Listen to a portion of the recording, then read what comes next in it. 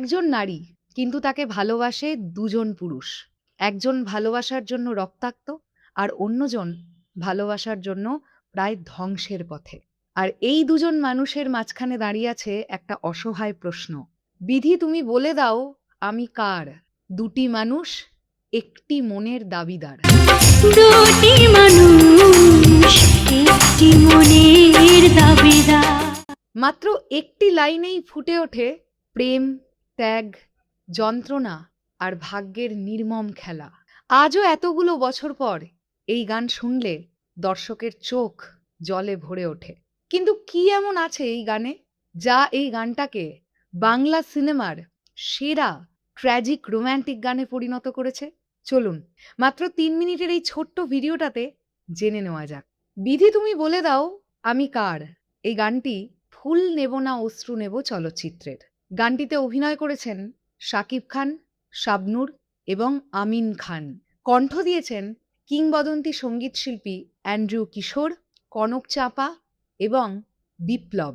গানটির কথা এবং সুর করেছেন বাংলা চলচ্চিত্রের অন্যতম সেরা গীতিকার এবং সুরকার আহমেদ ইমতিয়াজ বুলবুল। ছবিটি পরিচালনা করেছিলেন এফআই মানিক এবং প্রযোজনা করেছিল বন্ধন বাণীচিত্র। কিন্তু এই গানটাকে একটা কালজয়ী গান বানিয়েছে শুধুমাত্র শিল্পীরা নয়, এই গানের গল্পও। এই গানটির পুরো আবেগ দাঁড়িয়ে আছে একটি ত্রিকোণ প্রেমের গল্পের মধ্যে। শাবনূরের চরিত্রটি দুইজন মানুষকে ভালোবাসার নয়, বরং দুইজন মানুষের ভালোবাসার দাবির মুখে। তাই তিনি বিধির কাছেই প্রশ্ন রাখেন যে তিনি কার। অন্যদিকে মেগাস্টার শাকিব খানকে দেখতে পাওয়া যায় আহত, রক্তাক্ত অবস্থায় নিজের ভালোবাসাকে হারাতে না চাওয়া এক অসহায় প্রেমিক হিসেবে। আর আমিন খান তিনি ভালোবাসায় পরাজিত একজন মানুষ। তার রাগ, হতাশা এবং ভেতরের ভাঙন এতটাই তীব্র যে প্রতিটা দৃশ্য দর্শককে নাড়া দেয়। একটি গানেই তিনটি আলাদা মানসিক অবস্থাকে এত সুন্দরভাবে ফুটিয়ে তোলা হয়েছে, যেটা এই গানের সবচাইতে বড় শক্তি। আর অবশ্যই বলতে হবে এই গানের একটি অন্যতম প্রাণ হচ্ছে গায়কী। অ্যান্ড্রু কিশোরের গভীর আবেগময় কণ্ঠ, কনক চাঁপার মায়া ভরা অনুভূতি এবং বিপ্লবের শক্তিশালী এক্সপ্রেশন, এই তিনজন কণ্ঠসঙ্গীত শিল্পী যেন তিনটি চরিত্রকে আলাদা করে প্রাণ দিয়েছেন। অভিনয়ের ক্ষেত্রেও শাকিব খান, শাবনূর এবং আমিন খান তিনজনেই নিজেরা নিজেদের সেরা পারফরমেন্সটা দিয়েছেন।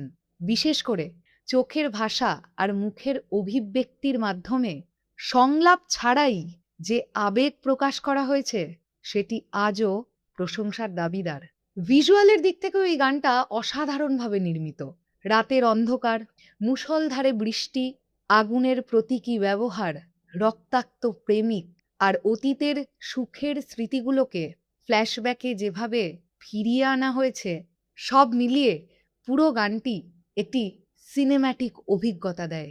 এই কারণেই গানটি শুধুমাত্র শোনার নয়, গানটি যতবার মানুষ ভিজুয়ালি দেখে ততবার মানুষের মনের মধ্যে দাগ কেটে রেখে যায়। সবকিছু বিবেচনা করলে বিধি তুমি বলে দাও আমি কার এই গানটি শুধুমাত্র একটি সিনেমার গান নয়, এটি বাংলা চলচ্চিত্রের ট্র্যাজিক প্রেমের অন্যতম সেরা সঙ্গীত নির্ভর মুহূর্ত।